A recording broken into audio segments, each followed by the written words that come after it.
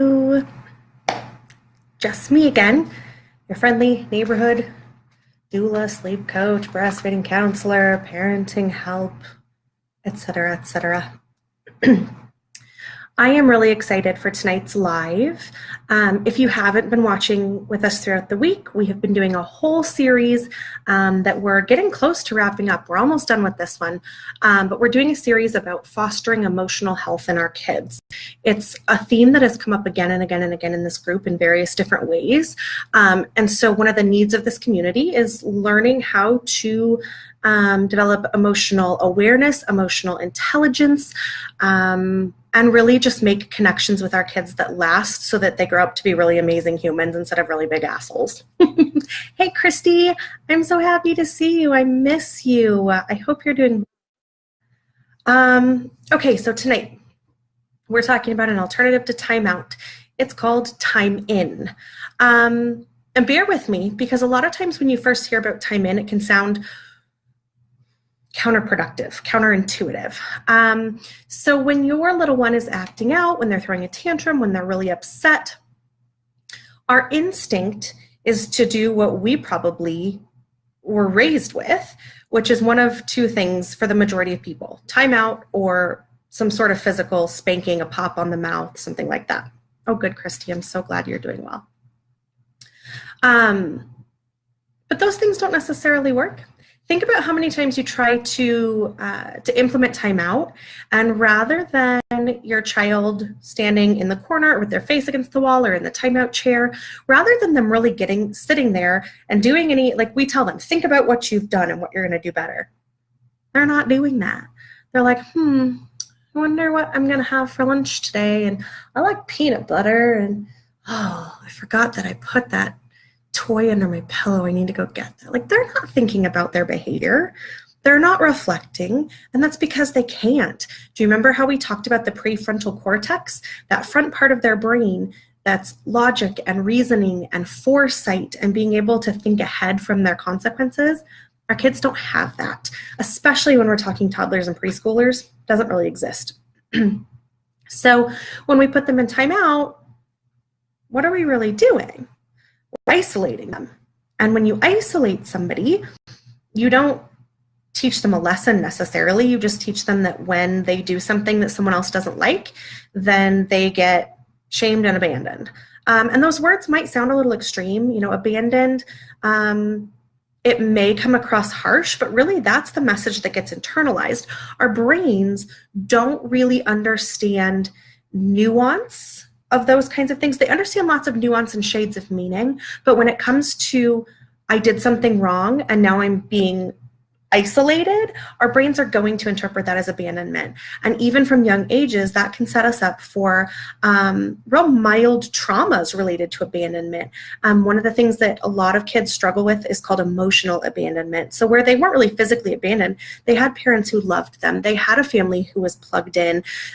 They had the standard, dinners around the table and soccer on Saturdays lifestyle. But when they were really struggling emotionally, their response was, now you have to be alone. And that can create trauma connections in our brain that come out in very strange ways as we get older. And the psychological term for that is emotional abandonment, when you needed someone to foster your emotions, support you, and help you process through them. Instead, they didn't do those things. So timeouts don't actually teach emotional regulation. They teach kids to shut down, and they teach kids to hide how they're feeling. Because think about it, we send them to timeout and then we say, stop crying, be quiet, I'm going to start the timer over. And then we're starting the timer over like 100 times. And again, pot calling the kettle black, been there, done that, tried it with my kids. No, it doesn't work. There's a rare case where it's going to work, and it's going to be just as it's intended, and it's beautiful and it's wonderful, and it has a time and a place. I think most things in parenting, as far as styles and ways of doing parenting, everything has a time and a place. The same for timeouts. But when it becomes more that we're punishing ourselves because we're constantly getting up and putting them back in timeout, and then we go back to what we're doing. We get up and put them back in timeout. We start the timer over again. It's like this whole ordeal. We listen to them scream and cry, and it becomes a real power struggle. And rather than now the kid is reflecting on what they did and they're going to make an effort to do better, now they're just like, ha ha. Remember that power switch? And we talked about that earlier this week too. There's an innate human need for power and control. And your kid is learning, this timeout thing, not so bad, because I get to show them who's boss. And that's how that gets internalized. So really on a grand scale, not super effective. If you have to use timeout for the same behavior repeatedly, it's really not working. If you have to use timeouts multiple times a day, like more than 3 or 4 especially, it's probably not really working. If you have to, constantly reset timeout, it's not really working. So let's talk about an alternative that can work. Again, just as with timeouts that have their time and place, there's going to be times and places where time-ins don't work or they're not appropriate, but this is one tool to put in that parenting toolbox that you can draw from in the hard times. So benefits of a time-in, why are they important? How are they related to emotional health? Well, number one, your child feels that their needs are being considered. They know that you're there to listen to them. They know that when they're in stress mode, they're throwing a tantrum, which means their emotions are high. They've got adrenaline and cortisol running through their body, rather than, hey, Katie, glad to see you. Rather than, again, like being disconnected, they know that you're there to help them process. Because think about an adrenaline cortisol rush. Think about if you've ever had an anxiety attack, a panic attack. If you've ever just gone from 0 to 60 mad, it feels awful. And if our children don't have tools to help to figure out, like, well, how do I get out of this stress mode back into regular life? Then we're not doing them any favors. So time-ins help our kids feel that their needs are considered. Time-ins build connection and they build trust. And we're going to talk about that some more in a minute. Time-ins help protect, they help your child to process a range of feelings. Like we were just talking about that, like I'm way up here and I'm freaking out and I don't know what to do with my body and my mind. We can help them through that whole scale. You'll see through a time-in that your kid doesn't immediately, like, all of a sudden you're like, okay, let's have some time together and talk about it. And they're like, okay, so I know that I shouldn't have pulled my sister's hair. And I know that next time instead I'm going to use my words. Can I go now? Like, it's not that pretty, especially in the beginning. If you haven't used time-ins on a regular basis yet and your kids don't know what to expect, it can be a little messy at first. So you're going to walk them through the whole process of being way up here stressed out to, okay, I feel stressed, but now I don't know what to do with it, to, oh my gosh, I'm coming down, like that stress, almost like a hangover is really the word that's coming to mind. Like think about after you have a big adrenaline rush, you have that like just down period where everything is exhausting and it's really hard to focus. And then you're going to bring them into focus and then you can have a conversation about what happened, what it could look like next time, and you can foster that I love you, even if it was a poor choice, that doesn't change the fact that you and I have a connection and you are loved. It takes away the power struggle because you are treating your child with empathy rather than control, rather than being the authority like you are in a timeout situation. You're instead putting yourself on a playing field that says, you know what? You made a poor choice and I'm just here to sit with you and walk through it. So there's not that up and down, yelling, screaming, back and forth battle like timeout. Time-in doesn't involve isolation, it doesn't involve shame, and it doesn't involve that internalized abandonment that we talked about a few minutes ago. Because when your child is tantruming or making a poor choice, chances are it's because they're struggling to communicate something or they're struggling with their emotions. They're not doing it to be bad. They may be doing it to get attention because the brain perceives attention the same, whether it's positive or negative. That's why our kids who really act out the strongest, like as a teacher, my teacher friends, if you're on here, you know this. The kids who are the bad ones are the ones who just need someone to connect with them, to love them, to show they care. And then they're like little putty in your hands. Like they're the sweetest babies ever. Because that's what we need. We need help when we're freaking out. Christy says, I find many parents try and talk and process with their child too soon. High five, girlfriend. That's so true. So again, we need to get them out of that fight or flight before they can process anything. When you're in fight or flight, your hindbrain is working, and that's like literally caveman lizard brain. Like there's no thoughts going on there. It's all just a mess of jumbly feelings. So you add in stress hormones to that, it's ugly. They can't access these more frontal parts of the brain that they need to be able to think, reflect, and communicate. So you, with a time out, yes, and it triggers them to stress out more because now they've got more input coming in, and they're like, I can't talk, and then they get like freaked out and flustered. So with a timeout, we remove our child from the situation. With a time in, we remove our child from a situation. The difference is typically when we approach a timeout, we say, okay, you're going to timeout because you did this and this and this, and you're going to be over here for this many minutes, and I don't want to hear any crying. And like, just like Christy was saying, that is too much input. They have no idea. They're not listening to you. They don't know how many minutes they're in timeout. How many times do you hear kids in timeout say, how long do I have to be here? Can I come out yet? Like, not heard what you said. So rather than removing them and trying to start that lecturing process and that you did this wrong process, with a time in, we're just going to kind of silently remove them. It may be that we hold them in our laps. It may be that we say, take my hand. Like that might be the most that you say, you know what, take my hand. And you make that face that they know. My students always knew when Mrs. Sawhill said, come take my hand, they were like, oh no, we're going to have a talk. And it always worked out fine. Like that's the benefit of a time in, is it works out fine. So take them not only out of the situation that got them in trouble, but maybe take them completely to a separate place where the whole environment is a little bit different. Because if they still hear their little sister screaming and crying and they were fighting over a toy and they can still see the toy that they wanted, that they pulled her hair about, like, again, it's going to take them so much longer to go from here to here. So remove them from the situation, but then stay with them. With a timeout, we remove them and isolate. With a time in, we remove and stay. So don't start that lecturing process. Just be really patient. Remove them, sit for a few minutes. For our younger kiddos, especially that don't have communication skills yet, this toddler, early preschool age, this is where you're going to see, and that's okay. If they have to kick and scream and fight, let them get that energy out, let them express themselves, and don't respond to it, because that's where you get into that power struggle, which is what we're trying to avoid, right? Don't respond to the tantrum. Simply like, let them be. You can say something like, wow, I can tell you're having really big feelings. I'm going to give you a few minutes to have those feelings. And then when I think you're ready, we'll talk. And give them that time. It may be 1 minute, it may be 10 minutes.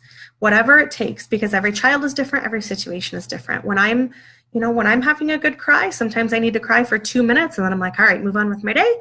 Sometimes I need to weep in my husband's arms for an hour. So, we have to expect that our kids aren't going to be on a solid timeline either, which is part of why timeouts are also ineffective. Oh my gosh, it is hard not to laugh when they tantrum, but try really hard not to. At least cover it, like act like you're coughing. I totally do that with my kids all the time. I lost my train of thought. Sorry. Be patient. Let them have their time. This is where we can do some of that labeling of emotions, which we talked about in the first video in the series.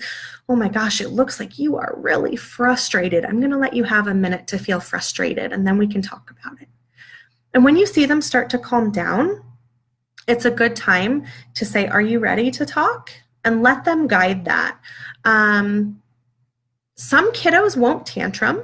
They just want to sit in your lap and they want to snuggle, or they want to cry, or they want to be real shy and like hide in your chest. And that's okay too. That's not being a permissive parent. That's not giving in to them when they're making poor choices. That's giving them a healthy space to process the situation that just happened. My sister and I, on a personal level, got into a massive falling out because we used time-ins with our kids, and without ever asking questions about like, why are you doing that and how is that different? She assumed that when my kid did something wrong, I rewarded him with snuggles and hugs and telling him I love him, because she never saw the whole process, because again, we removed from the situation. So this is one of those things that it's not really a mainstream parenting thing. So you may get pushback and flack from family members, friends, people in the grocery store. You've got to grow a thick skin, let it roll off your back. For people who are part of your life and that it can turn into an argument for, talk to them. Let them know why you're doing it, why it's important. And then you can tell them something like, hey, thanks for telling me your opinion about that. I'll take it under advisement. Like, it's not their business. So why does time in work? Like, what about it is important on a deep, we've been talking about physiology at every stage of this series. What does time in do for our physiology? It creates this really amazing hormone called oxytocin. If you have ever taken a childbirth education class, or you were a doula, or you're a crunchy mom, you've probably heard of oxytocin. It's most known as the labor hormone. It's the hormone that causes contractions, the uterus to contract to have a baby. It's also known as the bonding hormone. So oxytocin is released during anything that creates bonding. So breastfeeding, hugging, kissing, snuggling, shaking somebody's hand gives you a little bit of a boost of oxytocin. I could talk for probably 10 hours straight about the benefits of oxytocin, what it does in our body, why it's important, how we build it, how we grow it, what happens when we don't have it. But I'm not going to talk to you for 10 hours. I'm just going to give you a couple of the key points as it pertains to time in. So oxytocin is responsible for connection, and connection is responsible for trust. Trust is responsible for bonding and attachment. All week, these are the same themes that are coming up, right? Trust, connection, attachment, bonding. When we send our kids to timeout, we isolate them, we raise their adrenaline and their cortisol. That squashes any oxytocin hanging out in their body. And so the message that their brain gets, even though I know that that's not what parents are trying to do, and it's not intentional, it's not something that it's nobody's fault. I don't judge. But strictly speaking, on a biological level, when we isolate our kids, our brains interpret that drop of oxytocin as abandonment, and that's where it starts to affect our brain chemistry, and again, file it away into those long-term memories. So when we can build oxytocin in times of stress, we're going to do this a lot faster, and we're also going to remind our bodies that our parents are home base, that they're safe, that they're trustworthy, that they care, and that they're meeting our needs. Oxytocin reduces cortisol in the body, and it reduces adrenaline in the body. Kind of a, running theme. Oxytocin also crystallizes our emotional memories. So when we have a really bad experience, oxytocin can basically come in and say, this sucked, but somebody was here to support me through it. Somehow there was oxytocin going on, which means I was loved. So it kind of changes the perspective that our brains keep. This is why, coming from a birth perspective, it doesn't matter how a woman gives birth, whether it's vaginal, whether it's cesarean birth, whether it's home birth, hospital birth, whether it's a 2-hour labor or a 3-day labor. What matters about how she feels about her birth, whether a woman rates her birth as satisfactory and satisfying or traumatizing, comes down to, did I feel heard? Did I feel supported? And did I feel like I had connection with those around me? Did I feel like I had some control? Even if I couldn't control specifically what was going on for my body, did I have control in having a conversation with people? I wasn't just left there to wonder what's going on as things are flurrying around me. Same concept here. When our kids have trust, support, love, things aren't just flurrying around them, their brain flips it from this sucked to, okay, but the important part here was we were supported. And oxytocin boosts communication and social skills. So when we're moving from adrenaline freak out to now we're ready to talk about it, the oxytocin that you are building by doing a time in with your kiddo is going to improve the way that they can communicate, both expressively, telling you about how they're feeling, telling you about why they made the choice they did, telling you about reflecting on that choice, telling you what they're going to do differently next time, being able to apologize and show empathy, all the things we've been talking about this week, but also receptively. They're going to hear that message that we're moving from the beginning in the go to timeout because you blah, blah, blah, blah, blah, and stay here for this many minutes. We're moving that conversation to the end. And because now they have oxytocin surging, they can understand better when we say, this is what you did. This is why it's not allowed or not appropriate or why it hurts. And this is what we can do differently when we're having this problem, challenge, big feeling, whatever it is. So that's what I have for you in a nutshell. I did want to try to keep tonight a little bit shorter, and we're about 10 minutes under what we've been all week. Questions, comments, concerns about time-ins versus time-outs. Have you tried a time-in? Has it worked for you?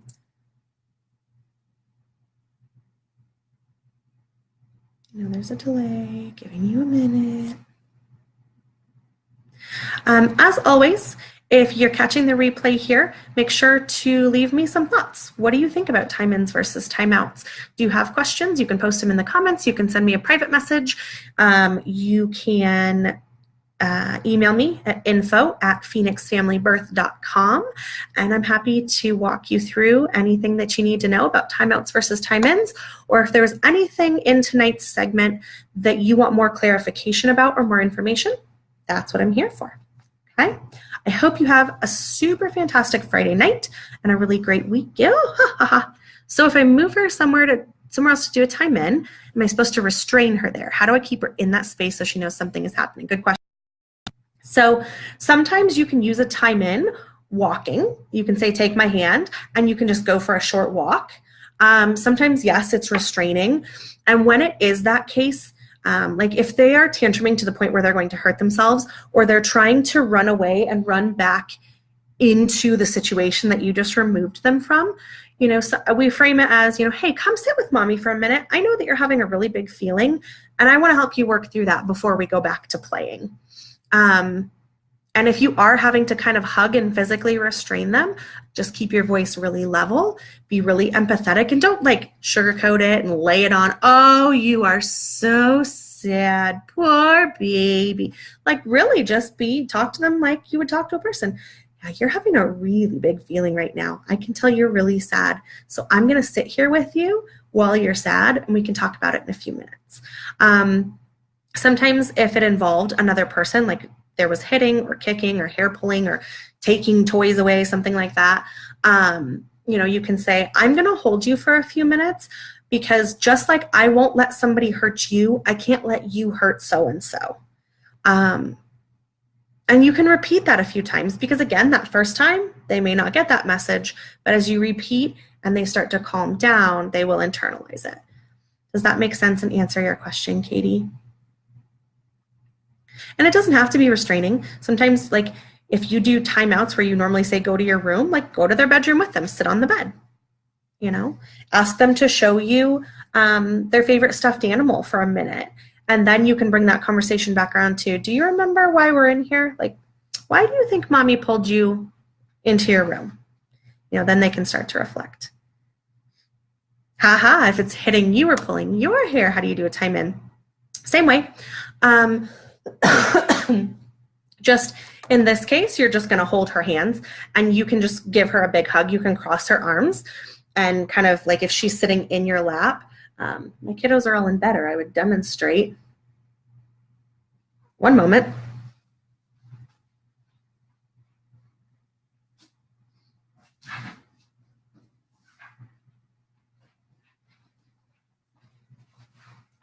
We've got babies of every shape and size in this house. So just sit her right in your lap and cross her arms like this and just say, you know, mommy's going to give you a really big hug for a minute because your arms are out of control. I think your arms are angry, and we don't let our arms hurt people. So I'm going to hold your arms until I think that they can control themselves. Get the dog. Oh my gosh, can you imagine my giant pit bull sitting in my lap? She would love it. That would be her favorite. That would not be a time in. That would just be, oh my gosh, I don't even know. Oh my word. You know, just like everything else, you may have to adapt. You may have to find some weird combination of time out, time in. You may have to change your structure to fit what aligns with your parenting style, your values, what's going on in that moment. Everything's adaptable. Yes, we don't let our arms hurt people. It takes the shame off of them. You know, you can't hurt people, or I told you not to hurt him, is very different than, oh, you know, we don't let our arms hurt other people. It really, like, not the word, decentralizes. No, I don't know. It takes the heat off them. It's Friday night. I have no words left. Awesome. I hope that's helpful. Have a super amazing Friday night. If any comments come through, I know sometimes with the delay, if there was a question at the very end, I'm catching them and coming back to them right after the video. So I will do that. I will see you guys. There may not be a segment tomorrow night, just depending on how my night plays out. With Father's Day Sunday, my husband has to travel for work. And so we're kind of doing our Father's Day tomorrow. So there may or may not be a segment of this series tomorrow, but we'll pick back up again Sunday if that's the case. Awesome. All right, I will see you all later and have a great night. Bye.